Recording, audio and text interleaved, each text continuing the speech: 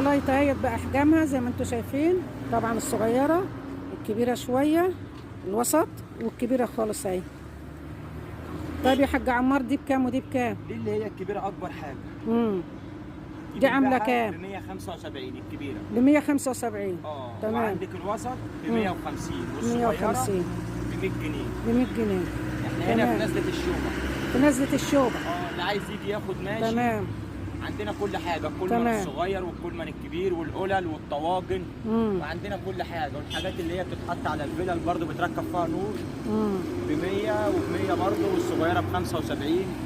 دي الصغيره خالص ب 50 اللي هي دي مش كله. ودي القصريات بتاعت الزرع. دي القصاري بتاع الزرع. الكبيره والوسط والصغيره. تمام.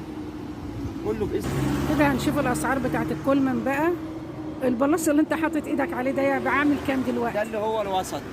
عامل 75، وفي الاصغر منه شويه ب 50. وفي الكبير عامل 100 بس جاهز. على الجبنه على طول. ده للجبنه. للجبنه. زمان كانوا بيملوا فيه ميه، دلوقتي خلاص بقى. لا دلوقتي للجبنه بقى. وفي بقى الكولمن اللي هو الوسط ب 100، وفي الصغير ب 75. وفي الكبير اكبر حاجه عندك اهو ب 150. دي والقله ايه ب 20.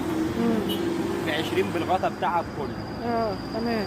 باذن الله. وده طقم كده على بعضيه؟ ده طقم على بعضيه. طواجن. ده طقم طواجن كله على بعضيه. ده عامل كام ده؟ وسط وصغير. ده عامل كام ده يا ريس؟ كله على بعضيه عامل 150. حلو.